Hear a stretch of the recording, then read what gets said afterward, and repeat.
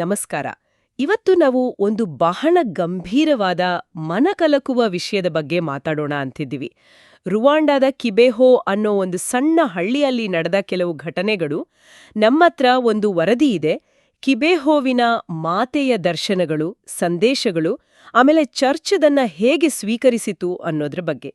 ಇವತ್ತಿನ ನಮ್ಮ ಚರ್ಚೆಯ ಉದ್ದೇಶ ಏನು ಅಂದ್ರೆ, 1980ರ ದಶಕದಲ್ಲಿ ರುವಾಂಡಾದ ಪರಿಸ್ಥಿತಿ ಹೇಗಿತ್ತು, ಆಗ ಈ ದರ್ಶನಗಳು ಹೇಗೆ ಶುರುವಾದವು, ಆ ಎಚ್ಚರಿಕೆಗಳು ಏನಿದ್ವು, ಮತ್ತೆ ಇದೆಲ್ಲ 1994ರ ಆ ಭಯಾನಕ ನರಮೇಧಕ್ಕೆ ಹೇಗೆ ಸಂಬಂಧಿಸಿದೆ ಅಂತ ಆಳವಾಗಿ ನೋಡೋದು.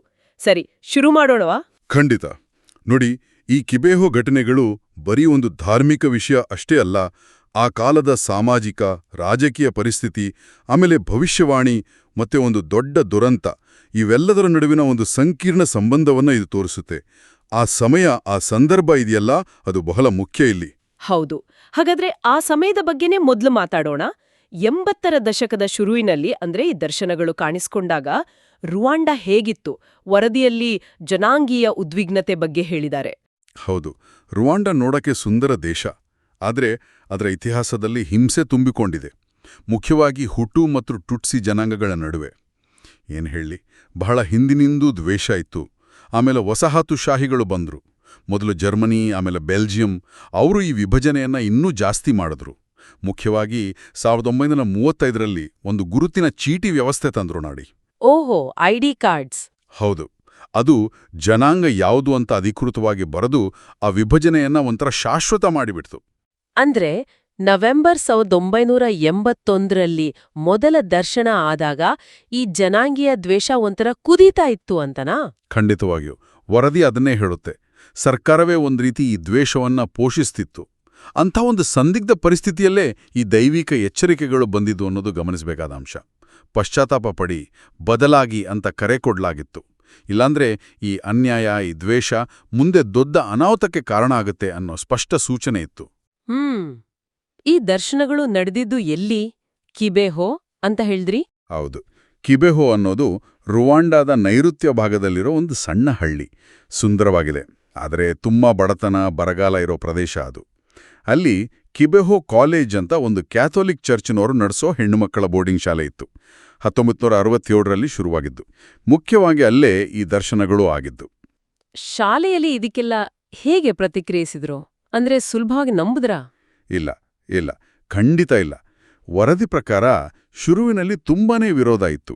ದರ್ಶನ ಆಗಿದೆ ಅಂದೋ ಹುಡುಗೀರನ್ನ ಅವರ ಕ್ಲಾಸ್ಮೇಟ್ಸು, ಕೆಲವೊಮ್ಮೆ ದೊಡ್ಡೋರು ಕೂಡ, ಅಂದರೆ ಟೀಚರ್ಸು, ಗೇಲಿ ಮಾಡಿದ್ರು, ಬೈದ್ರು. ಇದ್ಯಾರೋ ಸುಳ್ಳು ಹೇಳ್ತಿದ್ದಾರೆ, ನಾಟಕ ಆಡ್ತಿದ್ದಾರೆ ಅನ್ನೋ ಸಂಶಯ ಎಲ್ಲರಿಗೂ ಇತ್ತು. ಆದ್ರೆ ಒಂದು ವಿಷಯ ನೋಡಿ, ಈ ಘಟನೆಗಳೆಲ್ಲ ನಡೆದಿದ್ದು ಒಂದು ಮೂಲೆಯಲ್ಲಿರೋ ಬಡ ಹಳ್ಳಿಯಲ್ಲಿ, ಅದು ಚಿಕ್ಕ ವಯಸ್ಸಿನ ಹುಡುಗಿಯರಿಗೆ. ಸಾಮಾನ್ಯವಾಗಿ ನಾವು ಹೀಗೆ ನಿರೀಕ್ಷಿಸಲ್ಲ ಅಲ್ವಾ? ನಿಜ.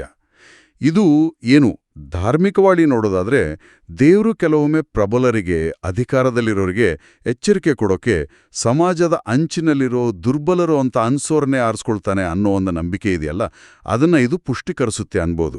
ಸರಿ, ಹಾಗಾದ್ರೆ ಈ ದಾರ್ಶನಿಕರು ಯಾರು? ಮೊದಲ ದರ್ಶನ ಯಾವಾಗ, ಹೇಗಾಯ್ತು? ಮೊದಲ ದರ್ಶನ ಆಗಿದ್ದು ನವೆಂಬರ್ 28, 1981. ಆಲ್ಫೋನ್ಸಿನ್ ಮುಮುರೆಕೆ ಅನ್ನೋ 17 ವರ್ಷದ ಹುಡುಗಿಗೆ. ವರದಿ ಹೇಳೋ ಪ್ರಕಾರ ಮಧ್ಯಾಹ್ನ ಸುಮಾರು 12:35ಕ್ಕೆ ಶಾಲೆಯ ಊಟದ ಹಾಲ್ನಲ್ಲಿದ್ದಾಗ ಆಕೆಗೆ ನನ್ನ ಮಗಳೇ ಅಂತ ಒಂದು ಧ್ವನಿ ಕೇಳಿಸ್ದೆ. ಹೌದಾ? ಹೌದು. ನೀವು ಯಾರು ಅಂತ ಆಕೆ ಕೇಳಿದಾಗ ಎಂದಿ ನೀನಾ ವಾಜಂಬೋ ಅಂತ ಉತ್ತರ ಬಂದಿದೆ. ಇದರರ್ಥ ನಾನು ವಾಕ್ಯದ ತಾಯಿ ಅಂತ. ಇದು ನೇರವಾಗಿ ಕನ್ಯಾ ಮೇರಿಯನ್ನ, ಅಂದ್ರೆ ದೇವರ ತಾಯಿಯನ್ನ ಸೂಚಿಸುತ್ತೆ. ವಾಕ್ಯದ ತಾಯಿ, ಈ ಹೆಸರಿಗೇನಾದ್ರೂ ವಿಶೇಷ ಅರ್ಥ ಇದೆಯಾ? ಖಂಡಿತ ಇದೆ. ಕ್ರಿಶ್ಚಿಯನ್ ಥಿಯಾಲಜಿಯಲ್ಲಿ ಯೇಸುಕ್ರಿಸ್ತನನ್ನು ವಾಕ್ಯ, ದ ವರ್ಡ್ ಅಂತ ಕರೀತಾರೆ. ಯೋಹಾನನ ಸುವಾರ್ತೆಯಲ್ಲಿ ವಾಕ್ಯವು ಮನುಷ್ಯನಾಗಿ ಅಂತ ಇದೆಯಲ್ಲ, ಹಾಗೆ. ಸೊ ವಾಕ್ಯದ ತಾಯಿ ಅಂದ್ರೆ ಯೇಸುವಿನ ತಾಯಿ, ಕನ್ಯಾ ಮೇರಿ ಅಂತ ಸ್ಪಷ್ಟವಾಗುತ್ತೆ. ಇದು ಆ ದರ್ಶನಗಳನ್ನ ಕ್ರೈಸ್ತ ಧರ್ಮದ ಮೂಲ ನಂಬಿಕೆಗಳಿಗೆ ಗಟ್ಟಿಯಾಗಿ ಜೋಡಿಸುತ್ತೆ. ಆಮೇಲೆ ಚರ್ಚ್ ಎಲ್ಲರನ್ನೂ ದಾರ್ಶನಿಕರು ಅಂತ ಒಪ್ಕೊಂಡಿತಾ, ಅಥವಾ ಕೆಲವರನ್ನ ಮಾತ್ರನಾ? ಇಲ್ಲ, ಎಲ್ಲರನ್ನೂ ಒಪ್ಕೊಳ್ಳಿಲ್ಲ. ಸುಮಾರು ಜನ ನಮಗೂ ದರ್ಶನ ಆಯ್ತು ಅಂತ ಹೇಳ್ಕೊಂಡ್ರು. ಆದರೆ ಚರ್ಚ್ ಬಹಳ ದೀರ್ಘವಾದ, ಕಠಿಣವಾದ ತನಿಖೆ ನಡೆಸಿ ಕೊನೆಗೆ 3ರನ್ನ ಮಾತ್ರ ಅಧಿಕೃತವಾಗಿ ಗುರುತಿಸ್ತು. ಅಲ್ಫೋನ್ಸಿನ್ ಮುಮುರ್ಕೆ, ನಥಾಲಿ ಮುಕಾಮಜಿಂಪಕ ಮತ್ತು ಮೇರಿ ಕ್ಲೇರ್ ಮುಕಾಂಗಾಂಗೋ. ಇವರು ಮೂವರು ಮಾತ್ರ? ಹೌದು, ಇವರ ಮೂವರನ್ನ ಕಿಬೆಹೋದ ಟ್ರಿನಿಟಿ ಅಂತಾನೂ ಕರೀತಿದ್ರು. ನಥಾಲಿಗೆ ಜಾನ್ಯುವರಿ 1982ರಿಂದ, ಮೇರಿ ಕ್ಲೇರ್ಗೆ ಮಾರ್ಚ್ 1982ರಿಂದ ದರ್ಶನಗಳು ಶುರುವಾದವು. ಅವರ ದರ್ಶನಗಳು ಎಷ್ಟು ಕಾಲ ಮುಂದುವರಿಯಿತು? ಅದ್ರಲ್ಲೂ ವ್ಯತ್ಯಾಸ ಇತ್ತಂತಲ್ಲ? ಹೌದು, ಅದು ಕೂಡ ಗಮನಿಸಬೇಕಾದ ಅಂಶ. ಮೇರಿ ಕ್ಲೇರ್ ಅವರ ದರ್ಶನಗಳು ಸ್ವಲ್ಪ ಕಡಿಮೆ ಸಮಯ, ಅಂದ್ರೆ ಸುಮಾರು 6 ತಿಂಗಳು, ಸೆಪ್ಟೆಂಬರ್ 1982ರವರೆಗೆ ಮಾತ್ರ. ನಥಾಲಿ ಅವರದು ಡಿಸೆಂಬರ್ 1983ರವರೆಗೆ ನಡೀತು.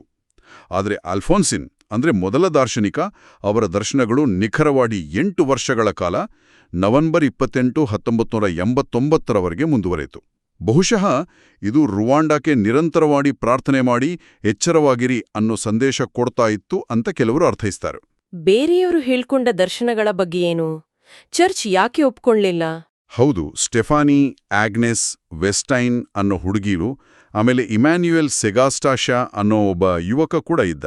ಈ ಸೆಗಾಸ್ಟಾಷಾ ಮೊದಲು ಪೇಗನಾಗಿದ್ದು ತನಗೆ ಕ್ರಿಸ್ತನ ದರ್ಶನ ಆಯಿತು ಅಂದಿದ್ದು ಒಂದು ವಿಶೇಷ. ಆದರೆ ಬಿಷಪ್ ಮಿಸಾಗೋ ಅವರು ಇವರನ್ನೆಲ್ಲ ಅಧಿಕೃತ ಅಂತ ಘೋಷಿಸಿಲ್ಲ. ಕಾರಣ ಏನ್ ಹೇಳಿದ್ರು ಅಂದ್ರೆ, ಆ ವ್ಯಕ್ತಿಗಳ ವೈಯಕ್ತಿಕ ಪರಿಸ್ಥಿತಿಗಳು ಅಷ್ಟು ಸರಿಯಿರಲಿಲ್ಲ, ಮತ್ತೆ ದರ್ಶನಗಳ ನಂತರ ಅವರ ನಡವಳಿಕೆಯಲ್ಲಿ ಆದ ಬದಲಾವಣೆಗಳು ಸಮಾಧಾನಕರವಾಗಿರಲಿಲ್ಲ ಅಂತ. ಇದು ಚರ್ಚ್ ಎಷ್ಟು ಸ್ಟ್ರಿಕ್ಟ್ ಆಗಿ ಪರಿಶೀಲನೆ ಮಾಡುತ್ತೆ ಅನ್ನೋದನ್ನ ತೋರಿಸುತ್ತೆ. ಸರಿ, ಈಗ ಮುಖ್ಯವಾದ ವಿಷಯಕ್ಕೆ ಬರೋಣ. ಈ ದರ್ಶನಗಳ ಸಂದೇಶಗಳೇನು? ಮುಖ್ಯವಾಗಿ ಏನ್ ಹೇಳಕ್ಕೆ ಪ್ರಯತ್ನಿಸಿದ್ರು? ಸಂದೇಶದ ತಿರುಳು ತುಂಬಾನೇ ಸ್ಪಷ್ಟವಾಗಿತ್ತು. ಅದು ರುವಾಂಡಾದಲ್ಲಿ ಹೆಚ್ಚುತ್ತಿದ್ದ ಆ ಜನಾಂಗೀಯ ದ್ವೇಷ, ವಿಭಜನೆ ಇದೆಯಲ್ಲ, ಅದರ ವಿರುದ್ಧ ಒಂದು ಎಚ್ಚರಿಕೆ. ಕನ್ಯಾಮೇರಿ ತನ್ನನ್ನು ವಾಕ್ಯದ ತಾಯಿ ಅಂತ ಹೇಳಿಕೊಂಡಿದ್ದೇ ಜಗತ್ತು ದೇವರ ವಾಕ್ಯದಿಂದ, ಅಂದ್ರೆ ಸತ್ಯ, ಪ್ರೀತಿಯಿಂದ ದೂರ ಹೋಗ್ತಿದೆ ಅನ್ನೋ ಒಂದು ಕಳವಳವನ್ನು ಸೂಚಿಸ್ತಿದೆ. ವರದಿಯಲ್ಲಿ ಒಂದು ತುರ್ತು ಮನವಿ ಬಗ್ಗೆ ಹೇಳಿದ್ದಾರಲ್ಲ? ಹೌದು, ಅದು ಬಹಳ ಮುಖ್ಯ. ಸಂದೇಶದ ಹೈಲೈಟ್ ಅದು.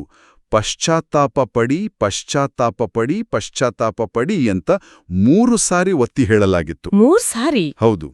ಅದರ ಜೊತೆಗೆ ಒಂದು ನಿರ್ಣಾಯಕವಾದ ಮಾತು, ಇನ್ನೂ ಸಮಯವಿರುವಾಗಲೇ ಪರಿವರ್ತನೆಗೊಳ್ಳಿ. ಈ ವಾಕ್ಯ ಇದೆಯಲ್ಲ, ಇದು ಬಹಳ ಮುಖ್ಯ. ಇದು ಆ ಭವಿಷ್ಯವಾಣಿಯನ್ನ ಷರತ್ತುಬದ್ಧ ಮಾಡಿತ್ತು. ಅಂದ್ರೆ ಬದಲಾದ್ರೆ ದುರಂತ ತಪ್ಪಿಸಬಹುದು ಅನ್ನೋ ಒಂದು ಅವಕಾಶ ಇತ್ತು. 1981ರಿಂದ 94ರವರೆಗಿನ ಸಮಯ ಒಂದು ಅವಕಾಶದ ಕಿಟಕಿಯಂತಿತ್ತು. ಆ ಅವಕಾಶವನ್ನ ಬಳಸ್ಕೊಳ್ಳಿಲ್ವಾ? ದುರಂತ ಅಂದ್ರೆ ಬಹುತೇಕ ಜನರು ಆ ಕರೆಯನ್ನ ಗಂಭೀರವಾಗಿ ತೆಗೆದುಕೊಳ್ಳಿಲ್ಲ. ಹಾಗಾಗಿ ಭವಿಷ್ಯವಾಣಿ ನಿಜ ಆಯ್ತು. ಇನ್ನೊಂದ್ ಹೆಸರು ಹೇಳ್ಕೊಂಡ್ರು ಅಂತ ಇದೆಯಲ್ಲ, ದುಃಖಗಳ ನಮ್ಮ ಮಹಿಳೆ ಅಂತ. ಹೌದು, ಅದು ಕೂಡ. ಮೇರಿ ತನ್ನನ್ನು ದುಃಖಗಳ ನಮ್ಮ ಮಹಿಳೆ, ಅವರ್ ಲೇಡಿ ಆಫ್ ಸಾರೋಸ್ ಅಂತಾನೂ ಹೇಳ್ಕೊಂಡ್ಲು. ಇದು ಮುಂದೆ ಬರಲಿರೋ ಅಪಾರ ಕಷ್ಟ, ದುಃಖದ ಮುನ್ಸೂಚನೆಯಾಗಿತ್ತು. ಆಕೆ ಕಿಬೆಹೋದಲ್ಲಿ ಒಂದು ಚರ್ಚ್ ಕಟ್ಟಬೇಕು ಅಂತ ಕೇಳಿಕೊಂಡ್ಲು. ಜೊತೆಗೆ 7 ದುಃಖಗಳ ಜಪಮಾಲೆ ಅಂತ ಒಂದು ವಿಶೇಷ ಪ್ರಾರ್ಥನೆಯನ್ನ ನಿಯಮಿತವಾಗಿ ಮಾಡಿ ಅಂತ ಹೇಳಿದ್ಲು. ಈ ಜಪಮಾಲೆ ಪ್ರಾರ್ಥನೆ ಯಾಕೆ ಅಷ್ಟು ಮುಖ್ಯ ಆಗಿತ್ತು? ಅದು ಕೇವಲ ಒಂದು ಪ್ರಾರ್ಥನೆಯಾಗಿರಲಿಲ್ಲ. ಮುಂದೆ ಬರಬಹುದಾದ ಆ ಹಿಂಸೆ, ಆ ದುಃಖಕ್ಕೆ ಜನರನ್ನ ಆಧ್ಯಾತ್ಮಿಕವಾಗಿ ತಯಾರು ಮಾಡುವ ಒಂದು ವಿಧಾನವಾಗಿತ್ತು ಅದು. ನರಮೇಧ ಆದ್ಮೇಲೆ ಉಂಟಾದ ಆಘಾತ, ದುಃಖವನ್ನ ಎದುರಿಸೋಕೆ, ಅದಕ್ಕೊಂದು ಅರ್ಥ ಕೊಡೋಕೆ ಇದೊಂದು ದಾರಿಯಂತಿತ್ತು. ಜೊತೆಗೆ ಚರ್ಚ್ಗೆ ಮುಂದೆ ಕಷ್ಟಗಳು ಬರಲಿವೆ, ಅದಕ್ಕಾಗಿ ಪ್ರಾರ್ಥಿಸಿ ಅಂತಾನೂ ಹೇಳಿದ್ರು. ಅಂದ್ರೆ ಇದು ಬರೀ ರುವಾಂಡಾಕ್ಕೆ ಮಾತ್ರ ಸೀಮಿತವಾದ ವಿಷಯ ಅಲ್ಲ ಅನ್ನೋ ಸೂಚನೆಯೂ ಇತ್ತು. ಇಲ್ಲಿಂದ ವಿಷಯ ನಿಜವಾಗಿಯೂ ಭಯಾನಕ ಆಗತ್ತೆ ಅನ್ಸುತ್ತೆ. ಭವಿಷ್ಯವಾಣಿಯ ನಿರ್ದಿಷ್ಟತೆ ಬಗ್ಗೆ ವರದಿ ಏನ್ ಹೇಳ್ತೆ? ಹೌದು, ಇದು ಕಿಬೆಹೋ ಘಟನೆಗಳ ಅತ್ಯಂತ ಆಘಾತಕಾರಿ ಭಾಗ. ಆಗಸ್ಟ್ 19, 1982. ಆ ದಿನ ಚರ್ಚ್ನಿಂದ ಅನುಮೋದನೆಗೊಂಡ 3 ಹುಡುಗಿಯರು, ಅಲ್ಫಾನ್ಸಿನ್, ನಥಾಲಿ, ಮೇರಿ ಕ್ಲೇರ್, ಒಂದೇ ಸಮಯದಲ್ಲಿ ಗಂಟೆಗಟ್ಲೆ ಒಂದೇ ರೀತಿಯ ಭಯಾನಕ ದರ್ಶನವನ್ನ ಕಂಡ್ರು. ಒಂದೇ ಸಮಯದಲ್ಲ? ಹೌದು, ಒಂದೇ ಸಮಯದಲ್ಲಿ. ವರದಿ ಹೇಳೋ ಪ್ರಕಾರ ಅವರು ಅಳುತ್ತಾ, ನಡುಗುತ್ತಾ, ದಯವಿಟ್ಟು ಬದಲಾಗಿ, ಪ್ರೀತಿ ತೋರಿಸಿ, ಕ್ಷಮಿಸಿ ಅಂತ ಜೋರಾಗಿ ಬೇಡ್ಕೊಂಡ್ರು. ಆ ದೃಶ್ಯಗಳು ಎಷ್ಟರ ಮಟ್ಟಿಗೆ ಸ್ಪಷ್ಟವಾಗಿದ್ವು? ವರದಿಯಲ್ಲಿರೋ ವಿವರಣೆ ಕೇಳಿದ್ರೆ ಮೈ ಜುಮ್ಮೆನ್ನುತ್ತೆ. ಎಷ್ಟು ನಿರ್ದಿಷ್ಟವಾಗಿದೆ ಅಂದ್ರೆ, ರಕ್ತದ ನದಿಗಳು ಹರಿತಿರೋದನ್ನ ನೋಡಿದ್ರು. ಜನರು ಒಬ್ಬರನ್ನೊಬ್ಬರು ಕೊಲ್ಲುತ್ತಿದ್ರು. ಅಕ್ಕಪಕ್ಕದವರೇ ಒಬ್ಬರನ್ನೊಬ್ಬರು ಕೊಲ್ಲೋ ದೃಶ್ಯಗಳು. ಹೂಳೋಕೂ ಯಾರೂ ಇಲ್ಲದೆ ಬೀದಿಗಳಲ್ಲಿ ಬಿದ್ದಿರೋ ಶವಗಳ ರಾಶಿ. ಮತ್ತೆ ಅತ್ಯಂತ ಭಯಾನಕವಾದದ್ದು ಕತ್ತರಿಸಿದ ತಲೆಗಳು. ಅತ್ಯಂತ ಭಯಾನಕವಾದದ್ದು ಇಷ್ಟೇ ಅಲ್ಲ, ಉರಿಯೋ ಮರಗಳು, ಭೂಮಿ ಸೀಳಿದ ಹಾಗೆ ಬಿರುಕುಗಳು, ದೆವ್ವದ ತರಹದ ಆಕೃತಿಗಳು. ಇಂತಹ ಭೀಕರ ದೃಶ್ಯಗಳು ಕಂಡ್ರು. ದೇವರೇ! ಮತ್ತು 12 ವರ್ಷದ ನಂತರ 1994ರಲ್ಲಿ ಇದೆಲ್ಲ ನಿಜವಾಯ್ತಾ? ದುರಂತ ಅಂದ್ರೆ ಹೌದು, ಅಕ್ಷರಶಃ ನಿಜವಾಯ್ತು. ಏಪ್ರಿಲ್ 6, 1994ರಲ್ಲಿ ರುವಾಂಡಾದ ಅಧ್ಯಕ್ಷರ ವಿಮಾನವನ್ನ ಹೊಡೆದುರುಳಿಸಿದ ನಂತರ ಮುಂದಿನ 100 ದಿನಗಳಲ್ಲಿ ಸುಮಾರು 1 ಮಿಲಿಯನ್ ಅಂದ್ರೆ 10 ಲಕ್ಷ ರುವಾಂಡನ್ನರು, ಹೆಚ್ಚಾಗಿ ಟುಟ್ಸಿಗಳು ಮತ್ತು ಅವರಿಗೆ ಸಹಾಯ ಮಾಡಿದ ಹುಟುಗಳು ಅವರದೇ ದೇಶದವರಿಂದ, ಕೆಲವೊಮ್ಮೆ ಅವರ ಪಕ್ಕದ ಮನೆಯವರಿಂದಲೇ ಅತಿ ಕ್ರೂರವಾಗಿ ಕೊಲ್ಲಲ್ಪಟ್ರು. ಕತ್ತರಿಸಿದ ತಲೆಗಳು ಅನ್ನೋ ವಿವರ ಅದು ಎಷ್ಟು ನಿಖರವಾಗಿತ್ತು. ಹೌದು, ನರಮೇಧದಲ್ಲಿ ಹೆಚ್ಚಾಗಿ ಬಳಸಿದ್ದು ಮಚ್ಚುಗಳನ್ನ, ಮೆಶಿಟಿಸ್. ತಲೆ ಕಡಿಯೋದು ಸರ್ವೇ ಸಾಮಾನ್ಯವಾಗಿತ್ತು. ರಕ್ತದ ನದಿ ಅನ್ನೋ ದರ್ಶನ ಕೂಡ ಸಾವಿರಾರು ಶವಗಳನ್ನ ನದಿಗಳಿಗೆ ಎಸೆದಿದ್ರಿಂದ ಅಕ್ಷರಶಃ ನಿಜ ಆಯಿತು. ಇನ್ನೊಂದು ನೋವಿನ ಸಂಗತಿಯೆಂದ್ರೆ, ದರ್ಶನಗಳು ನಡೆದಿದ್ದ ಆ ಕಿಬೇಹೋ ಕಾಲೇಜಿನ ಪಕ್ಕದ ಚರ್ಚ್ ಇದೆಯಲ್ಲ, ಅದೂ ಕೂಡ 1994ರಲ್ಲಿ ನೂರಾರು ಜನರನ್ನ ಕೊಂದ ಸ್ಥಳಗಳಲ್ಲಿ ಒಂದಾಯಿತು. ಎಲ್ಲಿ ದರ್ಶನ ಆಯಿತೋ ಅಲ್ಲೇ ರಕ್ತ ಹರಿತು. ಅಂದ್ರೆ ಇಲ್ಲಿ ದರ್ಶನಗಳ ಸತ್ಯಕ್ಕೆ ಸಾಕ್ಷಿಯಾಗಿದ್ಯಾವುದೋ ಅದ್ಭುತ ಅಲ್ಲ, ಬದಲಿಗೆ ಮನುಷ್ಯರೇ ಮಾಡಿದ ಒಂದು ಭಯಾನಕ ದುರಂತ. ಹೌದು, ಹಾಗೆ ಹೇಳಬಹುದು. 1982ರ ದರ್ಶನಗಳಲ್ಲಿದ್ದ ಆ ನಿರ್ದಿಷ್ಟ ವಿವರಗಳು, ಕೊಲ್ಲೋ ರೀತಿ, ರಕ್ತದ ಪ್ರಮಾಣ, ಆ ಸ್ಥಳದ ದುರಂತ 12 ವರ್ಷಗಳ ನಂತರ ನಡೆದ ನಿಜವಾದ ಘಟನೆಗಳೊಂದಿಗೆ ಎಷ್ಟು ಸರಿಯಾಗಿ ಹೊಂದ್ಕೊಂಡುವು ಅಂದ್ರೆ, ಆ ಸಂದೇಶಗಳು ಸುಳ್ಳಲ್ಲ, ಅವು ದೈವಿಕ ಮೂಲದವು ಅನ್ನೋದಕ್ಕೆ ಇದೊಂದು ಒಂಥರ ವಸ್ತುನಿಷ್ಠ ಸಾಕ್ಷಿಯಾಯಿತು. ಭಯಾನಕವಾದರೂ ಸತ್ಯವಾದ ಸಾಕ್ಷಿ. ಇಷ್ಟೆಲ್ಲ ಆದ್ಮೇಲೆ ಚರ್ಚ್ ಇದನ್ನೆಲ್ಲ ಹೇಗೆ ಪರಿಶೀಲಿಸ್ತು? ಬಹಳ ಸಮಯ ಹಿಡೀತು ಅನ್ಸುತ್ತೆ. ಹೌದು, ಸುಮಾರು 20 ವರ್ಷ ಹಿಡಿತು. ತರಾತುರಿಯಲ್ಲಿ ಮಾಡಲಿಲ್ಲ. 1982ರಲ್ಲೇ ಆಗಿನ ಸ್ಥಳೀಯ ಬಿಷಪ್ ಗಹಮಾನಿ ಅವರು ವೈದ್ಯಕೀಯ ಮತ್ತೆ ಧರ್ಮಶಾಸ್ತ್ರದ ಕಮಿಟಿಗಳನ್ನ ನೇಮಿಸಿದ್ರು. ಅದೇ ವರ್ಷ ಸಾರ್ವಜನಿಕವಾಗಿ ಅಲ್ಲಿ ಪ್ರಾರ್ಥನೆ ಮಾಡೋಕೆ ಅನುಮತಿಯನ್ನೂ ಕೊಟ್ಟಿದ್ರು. ಆಮೇಲೆ ಆಗಸ್ಟ್ 15, 1988ರಲ್ಲಿ ಅಧಿಕೃತವಾಗಿ ಸಾರ್ವಜನಿಕ ಭಕ್ತಿಗೆ ಅನುಮೋದನೆ ಸಿಕ್ತು. 1990ರಲ್ಲಿ ಪೋಪ್ ಜಾನ್ ಪಾಲ್ II ಅವರೇ ರುವಾಂಡಾಕ್ಕೆ ಬಂದಿದ್ರು. ಆಗ ಅವರು ಕೂಡ ಎಲ್ಲರೂ ಒಂದಾಗಿ ಸೌಹಾರ್ದತೆಯಿಂದಿರಿ ಅಂತ ಕರೆ ಕೊಟ್ಟಿದ್ರು. ಇದು ಕಿಬೇಹೋದ ಪ್ರಾಮುಖ್ಯತೆಯನ್ನ ಸೂಚಿಸುತ್ತೆ. ಅಂತಿಮವಾಗಿ ಫೈನಲ್ ಅಪ್ರೂವಲ್ ಯಾವಾಗ ಬಂತು? ಅದು ಬಂದಿದ್ದು ಆ ನರಮೇಧದ ದುರಂತ ಆದ್ಮೇಲೆ, ಜೂನ್ 29, 2001. ಆಗ ಗಿಕೊಂಗೋರೋದ ಕಿಬೇಹೋಯಿರೋ ಡಯಾಸಿಸ್ ಬಿಷಪ್ ಆಗಿದ್ದ ಅಗಸ್ತಿನ್ ಮಿಸಾಗೋ ಅವರು ಅಂತಿಮ ತೀರ್ಪನ್ನ ಪ್ರಕಟಿಸಿದ್ರು. ಅವರು ಕೇವಲ ಆಲ್ಫಾನ್ಸಿನ್, ನತಾಲಿ ಮತ್ತೆ ಮೇರಿ ಕ್ಲೇರ್ ಈ 3 ದರ್ಶನಗಳನ್ನ ಮಾತ್ರ ನಂಬಲು ಯೋಗ್ಯವಾದವು ಅಂತ ಅಧಿಕೃತವಾಗಿ ಘೋಷಿಸಿದರು. ಅವರ ಮಾತಲ್ಲೇ ಹೇಳೋದಾದ್ರೆ, ನಂಬದಿರೋದಕ್ಕಿಂತ ನಂಬೋಕೆ ಹೆಚ್ಚು ಕಾರಣಗಳಿವೆ ಅಂತ ತೀರ್ಮಾನಿಸಿದರು. ಬೇರೆ ಕೆಲವರನ್ನ ಯಾಕೆ ಒಪ್ಕೊಳ್ಳಿಲ್ಲ? ಅದರ ಮಹತ್ವವೇನು? ಇದು ಚರ್ಚ್ನ ಒಂದು ಎಚ್ಚರಿಕೆಯ ನಿಲುವನ್ನು ತೋರಿಸುತ್ತೆ. ಆ ಭವಿಷ್ಯವಾಣಿ ನಿಜ ಆಗಿದ್ರೂ ಸಹ ಚರ್ಚ್ ತನ್ನ ಮಾನದಂಡಗಳನ್ನ, ಅಂದ್ರೆ ದಾರ್ಶನಿಕರ ನಡತೆ, ಮಾನಸಿಕ ಸ್ಥಿತಿ, ಅವರ ಸಂದೇಶಗಳು ಧರ್ಮಶಾಸ್ತ್ರಕ್ಕೆ ಸರಿಹೊಂದುತ್ತವಾ ಇಲ್ವಾ ಅಂತ ಸಡಿಲ ಮಾಡಲಿಲ್ಲ. ಇದು ಆ ಅನುಮೋದನೆಗೆ ಒಂದು ವಿಶ್ವಾಸಾರ್ಹತೆಯನ್ನ ಕೊಡುತ್ತೆ. ವ್ಯಾಟಿಕನ್ ಕೂಡ ಈ ಘೋಷಣೆಯನ್ನ ಅಧಿಕೃತವಾಗಿ ಪ್ರಕಟಿಸಿತು. ಆ ದೈವಿಕ ಎಚ್ಚರಿಕೆಯನ್ನ ಗಂಭೀರವಾಗಿ ತಗೊಳ್ದಿದ್ದಕ್ಕೆ ಕಿಬೇಹೋ ಸ್ಥಳವೇ ಮತ್ತೆ ಹಿಂಸೆಗೆ ಸಾಕ್ಷಿಯಾಯ್ತಾ? ಹೌದು, ದುರದೃಷ್ಟವಶಾತ್. ದರ್ಶನಗಳು ನಡೆದಿದ್ದ ಆ ಶಾಲಾ ಆವರಣ, ಪಕ್ಕದ ಚರ್ಚ್ ಪ್ರದೇಶ 1994ರ ನರಮೇಧದ ಸಮಯದಲ್ಲಿ ಮಾತ್ರ ಅಲ್ಲ, ಅದರ ಮಾರನೇ ವರ್ಷ ಏಪ್ರಿಲ್ 1995ರಲ್ಲೂ ಮತ್ತೊಂದು ಭೀಕರ ಹತ್ಯಾಕಾಂಡಕ್ಕೆ ಸಾಕ್ಷಿಯಾಯಿತು. 95ರಲ್ಲೂ ಆಯ್ತಾ? ಹೌದು. ಆ ಘಟನೆಯಲ್ಲಿ ಅಲ್ಲಿ ಆಶ್ರಯ ಪಡೆದಿದ್ದ 5,000ಕ್ಕೂ ಹೆಚ್ಚು ನಿರಾಶ್ರಿತರು, ಹೆಚ್ಚಾಗಿ ಹುಟುಗಳು, ಆಗಿನ ರುವಾಂಡನ್ ಸೇನೆಯೇ ಕೊಂತಿತು ಅಂತ ವರದಿಗಳು ಹೇಳ್ತವೆ. ಅಂದ್ರೆ ನರಮೇಧ ಆದ್ಮೇಲೂ ಹಿಂಸೆ ನಿಂತಿರ್ಲಿಲ್ಲ. ಮತ್ತು ಆ ದುರಂತದಲ್ಲಿ ಒಬ್ಬ ದಾರ್ಶನಿಕರು ತೀರ್ಕೊಂಡ್ರು. ಹೌದು, ಇದು ಕಿಬೇಹೋ ಕಥೆಯ ಅತ್ಯಂತ ನೋವಿನ ಅಧ್ಯಾಯಗಳಲ್ಲಿ ಒಂದು. ಚರ್ಚ್ನಿಂದ ಅನುಮೋದನೆ ಪಡೆದಿದ್ದ ಆ 3ರಲ್ಲಿ ಒಬ್ಬರಾದ ಮೇರಿ ಕ್ಲೇರ್ ಮುಖಾಂಗಾಂಗೋ 1995ರ ಆ ಹತ್ಯಾಕಾಂಡದಲ್ಲಿ ಕೊಲ್ಲಲ್ಪಟ್ಟರು. ಅಯ್ಯೋ! ಅವರ ಸಾವು ಒಂಥರ ಬದಲಾಗಲು, ಒಂದಾಗಲು ನಿರಾಕರಿಸಿದ ಸಮಾಜ ತರಬೇಕಾದ ಬೆಲೆಯ ಸಂಕೇತದಂತಿದೆ. ಅವರು ಬರೀ ಸಂದೇಶ ತಂದವರಾಗ್ಲಿಲ್ಲ, ತಾವು ಸಾರಿದ ಆ ಪರಿವರ್ತನೆಯ ಸಂದೇಶಕ್ಕಾಗಿಯೇ ಪ್ರಾಣ ತೆತ್ತರು ಅನ್ಬೋದು. ಇಷ್ಟೆಲ್ಲ ಕರಾಳ ಇತಿಹಾಸದ ನಂತರ ಇವತ್ತು ಕಿಬೇಹೋದ ಸ್ಥಿತಿ ಹೇಗಿದೆ? ಏನಾಗಿದೆ ಆ ಸ್ಥಳ? ಇವತ್ತು ಕಿಬೇಹೋ ಒಂದು ಬಹಳ ಮುಖ್ಯವಾದ ಯಾತ್ರಾ ಸ್ಥಳವಾಗಿದೆ. ಇಡೀ ಆಫ್ರಿಕಾ ಖಂಡದಲ್ಲೇ ವ್ಯಾಟಿಕನ್ನಿಂದ ಅಧಿಕೃತವಾಗಿ ಅನುಮೋದನೆಗೊಂಡ ಏಕೈಕ ಮಾರಿಯನ್ ದರ್ಶನ ಸ್ಥಳ ಅದು. ಅದಕ್ಕೆ ಒಂದು ವಿಶೇಷವಾದ ಆಧ್ಯಾತ್ಮಿಕ ಮಹತ್ವ ಬಂದಿದೆ. ಪ್ರತಿ ವರ್ಷ, ವಿಶೇಷವಾಗಿ ನವೆಂಬರ್ 28 ಅಂದ್ರೆ ಮೊದಲ ದರ್ಶನ ಆದ ದಿನ ಸಾವಿರಾರು ಜನ ಯಾತ್ರಾರ್ಥಿಗಳು ಅಲ್ಲಿಗೆ ಬರ್ತಾರೆ. ಆ ನರಮೇಧದ ಭಯಾನಕತೆಯ ನಂತರ ಕಿಬೆಹೋ ನಿಧಾನವಾಗಿ ಪ್ರಾರ್ಥನೆ, ಆತ್ಮವಿಮರ್ಶೆ ಮತ್ತು ಮುಖ್ಯವಾಗಿ ಸಾಮರಸ್ಯವನ್ನು ಹುಡುಕೋ ಒಂದು ಕೇಂದ್ರವಾಗಿ ಬೆಳೆದಿದೆ.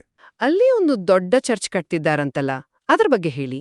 ಹೌದು, sanctuary of our lady of ಕಿಬೆಹೋವನ್ನ ಈಗ basilica of our lady of the world ಆಗಿ ದೊಡ್ಡದಾಗಿ ಕಟ್ಟುತ್ತಿದ್ದಾರೆ. ಅದರ ಡಿಸೈನ್ ಕೂಡ ವಿಶೇಷವಾಗಿದೆ. ಆಫ್ರಿಕನ್ ಶೈಲಿಯಲ್ಲಿದೆ. ಅದರಲ್ಲೂ ಮುಖ್ಯವಾಗಿ ಅದರ ಮೇಲ್ಛಾವಣಿ ರುವಾಂಡಾದ ಸಾಂಪ್ರದಾಯಿಕ ಶಾಂತಿ ಬುಟ್ಟಿಯ ಆಕಾರದಲ್ಲಿದೆ. ಶಾಂತಿ ಬುಟ್ಟೆ? ಹೌದು. ಅದು ಪೂರ್ತಿಯಾದ್ಮೇಲೆ ಒಳಗೆ ಸುಮಾರು 6,000 ಜನ, ಹೊರಗೆ 12,000 ಜನ ಸೇರೋಷ್ಟು ದೊಡ್ಡದಾಗಿರುತ್ತೆ. ಈ ಶಾಂತಿ ಬುಟ್ಟಿ ಡಿಸೈನ್ನ ಉದ್ದೇಶ ಏನಾದ್ರೂ ಇದೆಯಾ? ಖಂಡಿತ ಇದೆ. ಅದು ಬರೀ ಒಂದು ಡಿಸೈನ್ ಅಲ್ಲ, ಅದೊಂದು ಬಲವಾದ ಸಂಕೇತ. ಶಾಂತಿ ಬುಟ್ಟಿ ಅನ್ನೋದು ಸಾಮರಸ್ಯ, ಏಕತೆಯನ್ನು ಸೂಚಿಸುತ್ತೆ. ಹಿಂದೆ ಜಗಳವಾಡಿದ, ಒಬ್ಬರನ್ನೊಬ್ಬರು ಕೊಂದ ರುವಾಂಡಾದ ಮುಖ್ಯ ಜನಾಂಗಗಳು ಹುಟು, ಟುಟ್ಸಿ ಮತ್ತೆ ಬಟ್ವಾ, ಪಿಗ್ಮಿಗಳು ಎಲ್ಲರೂ ಒಟ್ಟಿಗೆ ಶಾಂತಿಯಿಂದ ಸೇರೋಕೆ, ಪ್ರಾರ್ಥಿಸೋಕೆ ಇದೊಂದು ಸ್ಥಳ ಆಗ್ಬೇಕು ಅನ್ನೋ ಆಶಯ ಅದರಲ್ಲಿದೆ.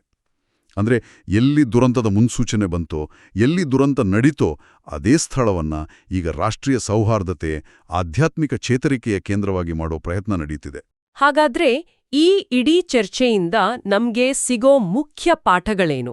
ಇದನ್ನ ಒಟ್ಟಾರೆಯಾಗಿ ನೋಡಿದ್ರೆ ಕಿಬೆಹೋ ಅನ್ನೋದು ಬರೀ ಒಂದು ಧಾರ್ಮಿಕ ಘಟನೆ ಅಲ್ಲ, ಅದು ಅದಕ್ಕಿಂತ ಹೆಚ್ಚಿನದು ಅಲ್ವಾ? ಖಂಡಿತವಾಗಿಯೂ.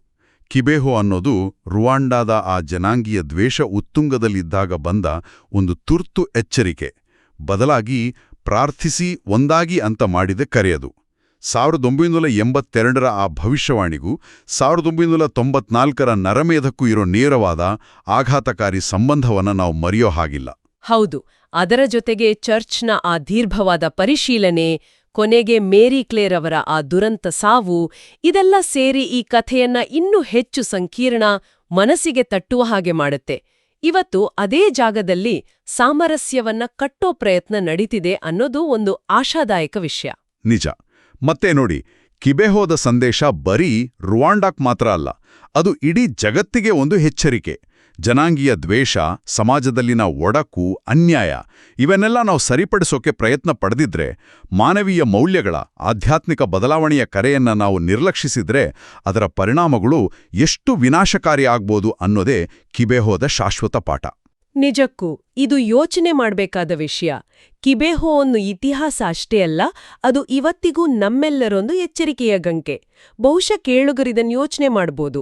ನಮ್ಮ ಸಮಾಜಗಳಲ್ಲಿ ನಾವು ಕಾಣೋ ಇಂಥ ವಿಭಜನೆಯ ಗೆರೆಗಳನ್ನ ಗುರ್ತಿಸಿ ಮಾತುಕತೆ, ಸಾಮರಸ್ಯದ ಕಡೆಗೆ ಹೋಗಕ್ಕೆ ಕಿಬೆಹೋದಿಂದ ನಾವೇನ್ ಕಲಿಬೋದು? ಈ ಆಳವಾದ ಚರ್ಚೆಗೆ ಧನ್ಯವಾದಗಳು. ಪ್ರಿಯರೇ, ಈ ಚಾನೆಲ್ ಅನ್ನು ಸಬ್ಸ್ಕ್ರೈಬ್ ಮಾಡಿ ಪ್ರತಿದಿನ ದೇವರ ವಾಕ್ಯವನ್ನು ಆಲಿಸುತ್ತಾ ಅದನ್ನು ಇತರರೊಂದಿಗೆ ಹಂಚಿಕೊಳ್ಳಲು ನಮಗೆ ನೆರವಾಗಿರಿ. ಧನ್ಯವಾದಗಳು.